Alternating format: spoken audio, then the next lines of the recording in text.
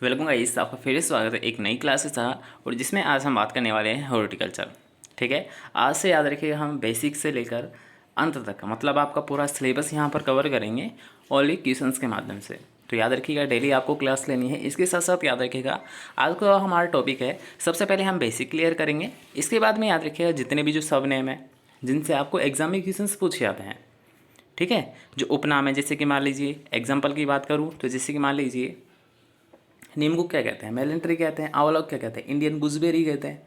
आम को क्या कहते हैं, बाथरूम फल कहते हैं, राष्ट्रीय फल कहते हैं। ठीक है, तो ऐसे उपनाम को हम इसके बाद में जस्ट कवर करेंगे। दो टॉपिक है, सबसे पहले बेसिक क्लियर करेंगे, उसके बाद में उपनामों को क्लियर करेंगे जो कि आपके हॉर्टिकल्चर से संबंधित है। ठीक है, तो वीडियो को एंड तक ज़रूर देखिए ताकि आपको एक या दो क्वेश्चन इस वीडियो से भी हेल्पफुल एग्जाम की दृष्टि से मिल जाए। ठीक है, तो चलिए क्लास को स्टार्ट करेंगे। इसके साथ साथ जो भी यहाँ पर नई स्टूडेंट है वो चैनल को सब्सक्राइब जरूर कर ले और पास के बेल आइकन को जरूर दबा दे ताकि आने वाले जितने भी क्लासेस है वो आपको नोट के साथ साथ मिलते रहे। ठीक है, तो चलिए क्लास को स्टार्ट करते हैं। तो सबसे पहले याद रखिएगा बेसिक है, सभी को पता होगा कि जब भी आप हॉर्टिकल्चर स्टार्ट करते हो तो सबसे पहले आपको यही पता होना चाहिए कि हॉर्टिकल्चर जो वर्ड है ये किस भाषा से लिया गया है। ठीक है, तो यहाँ पर शॉर्ट में बता देता हूँ कि जिस वर्ड के अंत में मतलब कोई सा भी हो सकता है, जैसे कि एग्रीकल्चर आप ले सकते हो, हॉर्टिकल्चर आप ले सकते हो, ओलेरीकल्चर आप ले सकते हो, पीसी कल्चर आप ले सकते हो। मतलब कोई सा भी ऐसा वर्ड है जिसके पीछे कल्चर जुड़ा है तो वो सभी याद रखिए लैटिन भाषा के शब्द होते हैं। यहाँ पर आपको एक बात ज़रूर ध्यान रखनी है कि जो सोइल साइंस है ये भी याद रखिएगा लैटिन भाषा का ही शब्द होता है। सोइल साइंस है ये भी याद रखिएगा एक लैटिन भाषा का ही शब्द होता है। अब हम बात करते हैं, याद रखिएगा कि ऐसे वर्ड भी कुछ होते हैं जैसे कि बायोलॉजी हुआ, जूलॉजी हुआ, पोमोलॉजी हुआ। पोमोलॉजी याद रखिए एक अपवाद है। ठीक है, यहाँ पर आप इसको देख सकते हो कि ऐसे वर्ड जिनके अंत में लॉजी या नोमी जुड़ा होता है वो सभी क्या होते हैं, ग्रीक भाषा के शब्द होते हैं। किसके होते हैं, ग्रीक भाषा के शब्द होते हैं। लेकिन अब यहाँ पर याद रखिए इसका एक अपवाद है। ठीक है, सामान्य तौर पर आप याद रखोगे कि कल्चर जुड़ा है वो लैटिन भाषा का शब्द है और जिस वर्ड के अंतर में लॉजी या नोमी जुड़ा है वो सभी ग्रीक भाषा के शब्द होते हैं। ठीक है, याद रखिएगा। लेकिन यहाँ पर अपवाद क्या है, आपका जो पोमोलॉजी है ये एक होता है सिट्रिकल्चर। ठीक है, पोमोलॉजी और सिट्रिकल्चर ये दो वर्ड ऐसे हैं जो कि याद रखिएगा लैटिन और ग्रीक दोनों भाषाओं से मिलकर बने हुए हैं। कौन कौन से हैं, एक तो पोमोलॉजी जिसमें फलों का अध्ययन किया जाता है, एक होता है सिट्रिकल्चर जिसमें सिट्रस मतलब नींबू वर्गीय फलों का अध्ययन किया जाता है। तो ये दो वर्ड ऐसे हैं जिनका जो नाम है ये दोनों भाषाओं से लिया गया है। जैसे कि याद रखिएगा दोनों वर्ड को यहाँ पर मैं बता रहा हूँ, हाईलाइट कर रहा हूँ क्योंकि इनसे दोनों से एक क्वेश्चन आपको एग्जाम में मिल सकता है। एक होता है पोमोलॉजी, एक होता है सिट्रिकल्चर। ओके, इन दोनों को याद रखिएगा, ये दोनों ही क्या होते हैं, Latin plus Greek, Latin plus Greek. Okay, वैसे यहाँ पर थोड़ा सा इनमें डिफरेंस है कि जो पोमोलॉजी है याद रखिएगा। ओके, तो पोमोलॉजी याद रखिएगा पोमम यहाँ पर क्या है, लैटिन प्लस ग्रीक का है। पोमोलॉजी लैटिन प्लस ग्रीक का है। ओके, लेकिन याद रखिएगा ये जो सिट्रिकल्चर है ये होता है क्या, सबसे पहले आता है ग्रीक और उसके बाद में आता है लैटिन। ठीक है, याद रखना कि ये होता है लैटिन और ग्रीक का पोमोलॉजी और सिट्रिकल्चर होता है ग्रीक और लैटिन का। क्योंकि सिट्रिक कल्चर जुड़ा है तो कल्चर से आप याद रखना इसके पीछे क्या आएगा, लैटिन आएगा। और पोमोलॉजी इसके पीछे क्या जुड़ा हुआ है, लॉजी, तो ये पीछे क्या आएगा, इसके ग्रीक भाषा का शब्द आएगा। ठीक है, याद रखिएगा। चलिए क्वेश्चन कवर होता है। नेक्स्ट क्वेश्चन की यहाँ पर बात करेंगे कि उद्यान विज्ञान सोसाइटी की स्थापना कहाँ पर की गई है। तो याद रखिएगा सबसे पहले तो आपको ये पता होना चाहिए कि इसकी स्थापना कब की गई थी। ये की गई थी 1942 में की गई थी। ठीक है, इसके साथ साथ याद रखिए आप डायरेक्ट कमेंट करते हो सर जी हमें पीडीएफ चाहिए, तो पीडीएफ की अब सुविधा कर दी गई है। तो आपको यहाँ पर जितने भी जो पीडीएफ है ये आपको याद रखिए टेलीग्राम ग्रुप और आपका जो व्हाट्सएप ग्रुप है उस पर भी ये दे दी जाएगी। ठीक है, तो व्हाट्सएप ग्रुप की लिंक मैं आपको डिस्क्रिप्शन दे रहा हूँ, वहाँ से ज्वाइन कर सकते हो। वैसे टेलीग्राम आप ज़्यादा ज्वाइन करें, वहाँ पर आपको कुछ क्वेश्चंस की भी सुविधा हम कर सकते हैं। ठीक है, तो याद रखिएगा टेलीग्राम और व्हाट्सएप दोनों पर पीडीएफ मिल जाएगी, वहाँ से आप देख सकते हो। और क्लास आपको ज़रूर लेनी है, पहले क्लास लीजिए फिर पीडीएफ देखिए ताकि आपको क्वेश्चंस याद हो जाए। ठीक है, डायरेक्ट पीडीएफ देखोगे तो आपको समझ नहीं आएगा, इसलिए आपको पहले क्लास लेनी है। ठीक है, तो अब आते हैं नेक्स्ट क्वेश्चन की ओर कि सुनहरी क्रांति का जनक ये बोला सा है डॉक्टर के एल चड्ढा को। अगर हम बात करता हूँ भारतीय सब्जी विज्ञान के जनक, तो याद रखिए ये बोला सा है डॉक्टर हरभजन सिंह को। और हरभजन सिंह का याद रखिएगा किससे संबंध होता है, भिंडी से भी इनका संबंध माना गया है। ठीक है। भिंडी और मटर से भी इनका संबंध माना गया है। नेक्स्ट क्वेश्चन की यहाँ पर बात करता हूँ पोमेटो। याद रखिए, एक होता है पोटेटो, एक होता है पोमेटो। पोमेटो क्या है, याद रखिएगा, ये टोमेटो मतलब टमाटर और आलू, आलू और टमाटर का जब संकर करवाया गया था, मतलब इन दोनों को आपस में जब क्रॉस करवाया गया था, तो इन दोनों से जो संतति प्राप्त हुई थी वो होती पोमेटो। ठीक है, तो याद रखिए, ये जो पोमेटो है इसमें क्या होती है, प्रोटीन की अधिक मात्रा होती है, प्रोटीन रिच होता है। क्या होता है, प्रोटीन रिच होता है, इसमें प्रोटीन की मात्रा ज़्यादा होती है। इसको विकसित किसने किया था, याद रखिएगा, आशीष दत्ता के द्वारा किया गया था। किसके द्वारा किया गया था, पोमेटो को विकसित आशीष दत्ता के द्वारा किया गया था। ठीक है, क्वेश्चन कवर होता है। नेक्स्ट क्वेश्चन की यहाँ पर बात करेंगे। अब याद रखिए, इन तीनों क्वेश्चन को आपको एक साथ याद रखना है कि अगर आपको पूछा जाता है कि विश्व में सर्वप्रथम ट्रांसजेनिक फल कौन सा है, तो फल आप बताओगे सर नाशपाती होता है। अगर आपको पूछा था विश्व में सर्वप्रथम ट्रांसजेनिक सब्जी कौन सी है, तब आप क्या बताओगे, सर आलू होती है। अगर आपको पूछा था, याद रखिए, विश्व में सबसे पहले सर्वप्रथम ट्रांसजेनिक फसल कौन सी है, तो आप बताओगे सर तंबाकू होती है। और ये क्वेश्चन आपको अभी जो जेट एग्जाम हुई थी 2021 की, उसमें एक क्वेश्चन पूछा गया है। ठीक है, कि विश्व में सर्वप्रथम ट्रांसजेनिक फसल कौन सी थी, वो होती है तंबाकू। तो ऐसे याद रख सकते हो कि याद रखिएगा, अगर आपको पूछा आता है फसल, तो फसल आप बताओगे तंबाकू है। सब्जियों में अगर आपको पूछे तो आप बताओगे आलू को किया गया था। और फल कौन सा होता है, नाशपाती होता है, जिसे इंग्लिश में बोला जाता है पियर। ठीक है, अब यहाँ पर याद रखिएगा, ट्रांसजेनिक एक वर्ड आप सुन रहे हो, लेकिन इसका मतलब क्या होता है। सिंपल सी बात है, ऐसा कोई प्लांट है जिसमें याद रखिएगा किसी जीव या फिर अदर प्लांट के अगर उसमें याद रखिएगा जीन डाले गए हैं, मतलब उसमें कुछ नए गुण अगर डाले गए हैं, तो उसी को बोला जाता है ट्रांसजेनिक प्लांट। वे प्लांट जिनमें याद रखिए अदर के जीन को ट्रांसफ़र किया गया है, उनकी क्वालिटी को इम्प्रूवमेंट करने के लिए वो सभी पादप ट्रांसजेनिक पादप कहलाते हैं। ठीक है, नेक्स्ट क्वेश्चन की यहाँ पर बात करते हैं। ये क्वेश्चन काफ़ी इंपॉर्टेंट है, याद रखिएगा, कई बार आपको एग्जाम में पूछा गया है कि राष्ट्रीय उद्यान विज्ञान बोर्ड मतलब नेशनल हॉर्टिकल्चर बोर्ड की जो शुरुआत है ये कब की गई थी और इसकी स्थापना कहाँ पर की गई थी। दोनों ही क्वेश्चन काफ़ी इंपॉर्टेंट है, दोनों ही क्वेश्चन आपको एग्जाम में पूछे गए हैं कि नेशनल हॉर्टिकल्चर बोर्ड की स्थापना गुड़गांव हरियाणा में की गई थी और कब की गई थी, 1984 में की गई थी। ठीक है, याद रख पाओगे। चलिए नेक्स्ट क्वेश्चन की यहाँ पर बात करूँगा कि नेशनल हॉर्टिकल्चर मिशन राष्ट्रीय उद्यान मिशन की स्थापना कब की गई थी, तो याद रखिए इसकी स्थापना की गई थी 2005 में। डायरेक्ट ये क्वेश्चन पूछा जाता है, एग्रीकल्चर सुपरवाइजर में ये क्वेश्चन पूछा गया है। ठीक है, कि राष्ट्रीय उद्यान मिशन की शुरुआत कब की गई थी, 2005 में की गई थी। अब इसी से संबंधित आपका जो सेकेंड क्वेश्चन बनता है वो बनता है कि जो NHM है, नेशनल हॉर्टिकल्चर मिशन है, इसकी जो शुरुआत की गई थी, याद रखिएगा इसकी शुरुआत तो कर दी, लेकिन इसका जो टारगेट था ये कंप्लीट नहीं कर पाया। ठीक है, मतलब जो उद्देश्य था इसको चलाने का वो नहीं हो पाया, तो इसलिए क्या किया कि इस NHM को ही थोड़ा सा कन्वर्ट कर दिया, मतलब मॉडिफाइड कर दिया, ताकि इसका उद्देश्य कंप्लीट हो। तो याद रखिए इसको जो मॉडिफिकेशन नाम दिया गया था वो था इसका, याद रखिए MIDH। और इसको जो मॉडिफाइड किया था वो किया था, याद रखिएगा 2014 में। कब किया था, 2014 में किया गया था।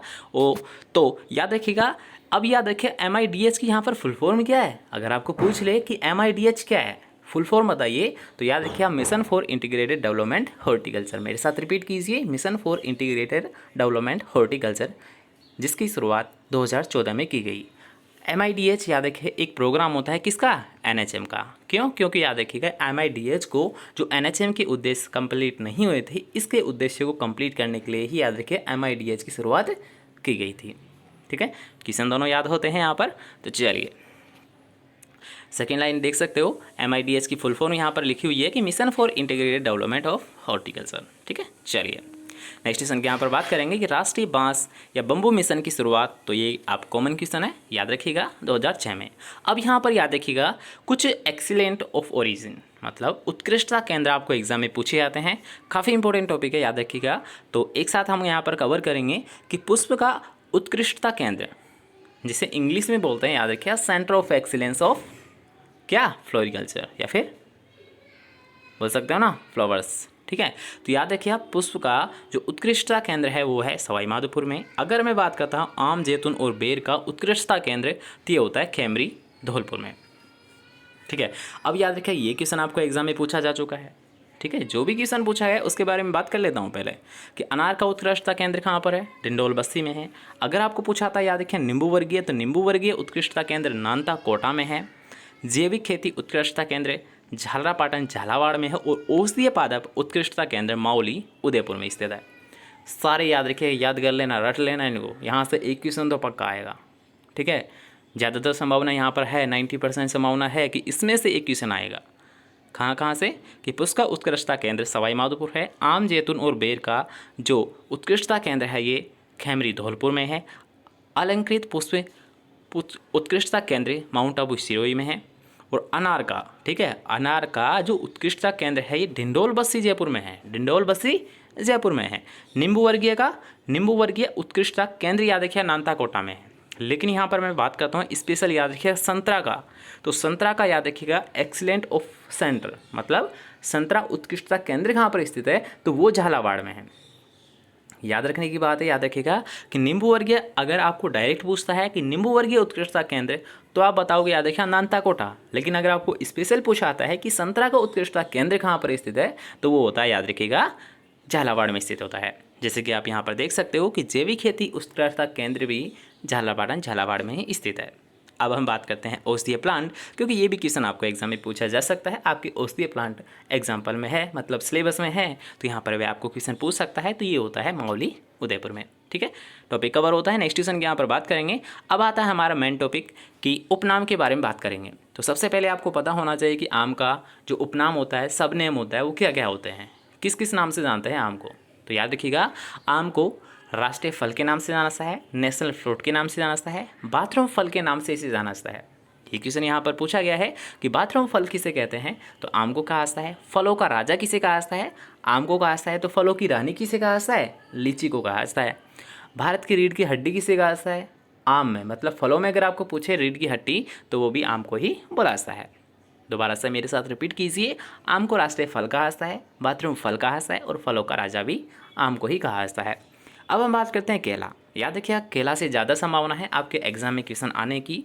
तो केले को याद रखिए स्वर्ग का फल बोला जाता है, केले को स्वर्ग का फल बोला जाता है, स्वर्ग का सेब बोला जाता है, एडम्स फिग बोला जाता है और कल्पतरु बोला जाता है और आश्चर्यजनक वृक्ष बोला जाता है। स्वर्ग का सेब, एडम फिग, कल्पतरु, आश्चर्यजनक वृक्ष और सबसे बड़ी घास। याद रखिएगा, फलों में अगर आपको पूछाता है सबसे बड़ी शाक या फिर घास, तो याद रखिएगा वो भी केला ही होता है। अगर आपको पूछा जाता है कि सबसे बड़ी शाक कौन सी है तो वो भी याद रखिएगा केला ही माना जाएगा, मतलब केला आपका राइट आंसर होगा। क्यों, क्योंकि याद रखिएगा केला वृक्ष के अंतर्गत नहीं आता, बल्कि याद रखिएगा ये आता है एक हर्बेसियस के अंतर्गत, मतलब एक शाक के अंतर्गत आता है। क्योंकि आपने देखा होगा केले का जो तना होता है ये एक स्यूडो स्टेम होता है, आभासी तना होता है, न कि इसमें एक तना पाया जाता है, आभासी तना होता है। आभासी का मतलब होता है असत्य। ठीक है, जैसे कि आभासी फल होता है ना सेब और नाशपाती में, उसी टाइप में याद रखिए इसको जो तना होता है वो आभासी तना होता है, जिसे हम स्यूडो स्टेम बोलते हैं। इसलिए केला क्या होता है, एक प्रकार का प्लांट नहीं होता, लेकिन एक प्रकार की शाक जरूर होता है। ठीक है, तो याद रखिएगा। अब आते हैं नेक्स्ट क्वेश्चन की ओर कि अमरूद को क्या बोला जाता है, तो याद रखिए अमरूद को उष्ण फलों का राजा बोला जाता है। ठीक है, क्या बोला जाता है, उष्ण फलों का राजा। गरीब का सेब और उष्ण का सेब। वैसे याद रखिए यहाँ पर जो क्वेश्चन आपको पूछा जाता है यहाँ से पूछा जाएगा कि गरीब का सेब किसे बोला जाता है और गरीब का फल किसे बोला जाता है। ठीक है, इसको मैं आपको एक्सप्लेन कर देता हूँ कि गरीब का फल याद रखिए बेर को ही कहते हैं। कहीं पर आपको कुछ अलग लिखा हुआ है और यहाँ पर कुछ स्टूडेंट को डाउट भी है। तो गरीब का फल याद रखिए बेर को बोला जाता है और गरीब का सेब अमरूद को ही बोला जाता है। अब इसे आप कैसे याद रख सकते हो, तो याद रखिएगा फल है, गरीब का फल है, सबसे सस्ता कौन सा होता है, बेर ही होता है। सबसे सस्ता क्या होता है, बेर ही होता है। एक तरीके से तो आप ऐसे याद रख सकते हो कि गरीब का फल अगर सेब मतलब बेर है तो फिर सेब क्या हुआ, अमरूद हुआ। आसानी से याद रख पाओगे। अगर आपको ऐसे याद नहीं रहता है तो आप ऐसे भी तो याद रख सकते हो। सेब है, मान लीजिए आपने जब मार्केट में ख़रीदा है कोई सेब, वो हल्का कच्चा रह गया है, तो कच्चा अगर आपने सेब खरीदा है ना तो भाई वो खट्टा रहेगा। देखा होगा आपने, अगर आपने कच्चा सेब खरीद लिया ना तो वो हल्का सा खट्टा रहेगा। ठीक है, तो उसी टाइप में याद रखिए अगर हम अमरूद को भी ले लेते हैं तो अमरूद में भी याद रखिए हल्का सा एक क्या होता है, खट्टापन होता है। समझ रहे हो, यहाँ पर थोड़ी सी इनमें याद रखिए विशेषता सेम होती है, तभी तो इसको जाकर सेब बोला जाता है। ऐसे याद नहीं रह पाता है तो आप ऐसे याद रख सकते हो। साइज सेब की तो देखी होगी ना, सेब कोई छोटा सा थोड़ी रहता है, अमरूद के जैसा होता है, साइज़ के अकॉर्डिंग आप याद रख सकते हो कि सेब इतना बड़ा होता है तो इसी के समान क्या होता है, अमरूद होता है हमारा। ठीक है, बेर तो छोटा सा रह जाता है, कहीं मेल ही नहीं खाता अमरूद उससे तो, सेब से तो, क्योंकि सेब तो बड़ा रहता है, अमरूद तो, ठीक है, तो सेब तो बड़ा रहता है तो अमरूद भी बड़ा रहता है। तो याद देखिए, सेब किसे बोला जाता है, अमरूद को बोला जाता है। और फल किसे कहा जाता है, फल तो भाई सस्ता होता है, सस्ता कौन सा होता है, बेर होता है। ठीक है, दोनों हिंट बता दी है, अगर आपको जैसे भी याद रहता है आप रख सकते हो। ठीक है, इसके अलावा बेर को कुछ नाम अन्य भी दिए गए हैं, जैसे कि शुष्क फलों का राजा। यहाँ से भी क्वेश्चन पूछता है कि शुष्क फलों का राजा किसे बोला जाता है, तो बेर को बोला जाता है। ठीक है, और चाइनीज़ खजूर भी बेर को ही बोला जाता है। अब हम आते हैं नेक्स्ट क्वेश्चन की ओर कि आंवला को किस किस नाम से जाना जाता है। तो आंवला को याद है क्या, मीरा बालन के नाम से जाना जाता है, मल्ला का वृक्ष के नाम से जाना जाता है, और इंडियन गुजबेरी के नाम से जाना जाता है। यहाँ पर क्वेश्चन आपको पूछा था कि इंडियन गुजबेरी किसे कहते हैं, तो इंडियन गुजबेरी याद रखिएगा आंवले को ही बोला जाता है। ठीक है, और आंवले का कुल कौन सा होता है, ये भी क्वेश्चन आपको पूछता है। आंवले का फल कैप्सूल होता है, आंवले का कुल यूरोफोविएसी होता है, आंवले का कुल यूरोफोविएसी और इसका फल कैप्सूल कहलाता है। पपीता पेट का डॉक्टर है, क्योंकि इससे याद रखिएगा पपेन तैयार किया जाता है, और पपेन याद रखिएगा पेट संबंधी जितनी भी जो बीमारियां हैं उनके लिए अच्छा कारगर साबित हुआ है, इसलिए पपीता को पेट का डॉक्टर भी कहा गया है। इसके अलावा आप देख सकते हो गृहवाटिका वृक्ष, गृहवाटिका वृक्ष भी याद रखिएगा पपीता को बोला जाता है। मेलन ट्री भी याद रखिएगा पपीता को ही बोला जाता है, और बैकयार्ड ट्री भी पपीता को ही बोला जाता है। बैकयार्ड ट्री कैसे कहते हैं, क्योंकि याद रखिए आप पपीता है, काफ़ी कम समय में ये फल दे देता है, और जो खाली पड़ी रहती है हमारे मकान के पीछे की ज़मीन, वहाँ पर इसको आसानी से लिया जा सकता है, इसलिए याद रखिए इसे बैकयार्ड ट्री भी बोला जाता है। ओके, तो यहाँ पर कुछ क्वेश्चंस को हमने कवर किया है। आई थिंक आपको यहाँ पर क्वेश्चंस है अच्छे से याद हुए होंगे, अच्छे से एक्सप्लेन यहाँ पर किए थे, तो दोबारा से एक बार देख लेना, फिर आपको पढ़ने की ज़रूरत नहीं है। अगर आपने क्लास को अच्छे से अटेंड किया है तो आपको सारे क्वेश्चंस वीडियो के साथ ही कवर होते रहेंगे। और याद रखिए ऐसे ही लेटेस्ट टेक्निकल या फिर लेटेस्ट वीडियोज़ के लिए चैनल को सब्सक्राइब ज़रूर कर लें, ताकि आने वाली जितने भी क्लासेस है आपके लिए वो अच्छी साबित हो। और हम भी यहाँ पर वही कोशिश करेंगे कि आपको हर एक क्लास में एक नया क्वेश्चन, एक अलग टॉपिक यहाँ पर कवर कराए, ताकि आपको कोई भी दिक्कत नहीं आए। ठीक है, तो चलिए मिलते हैं अगले वीडियो के साथ। जब तक लिए अगर आपको वीडियोस पसंद आते हैं तो वीडियो को लाइक करें, इसके साथ साथ याद रखिए शेयर ज़रूर करना है। ठीक है, शेयर आपको ज़्यादा से ज़्यादा करना है। जो भी यहाँ पर सुपरवाइज़र की तैयारी कर रहे हैं उन सभी को यहाँ पर आपको ऐड करना है, ताकि हम फिर मॉडल पेपर भी सोल्व कर सकें। ठीक है, तो कोशिश करेंगे आपको शाम को मॉडल पेपर ही सोल्व करवाया जाएगा, ताकि जिससे कि आपकी भी प्रैक्टिस होती रहे और क्वेश्चंस भी हमारे यहाँ पर कवर होते रहे। ठीक है, तो चलिए मिलेंगे नेक्स्ट क्लास के साथ। जब तक लिए अच्छे से पढ़िए, अच्छे से रहिए। Bye bye, take care.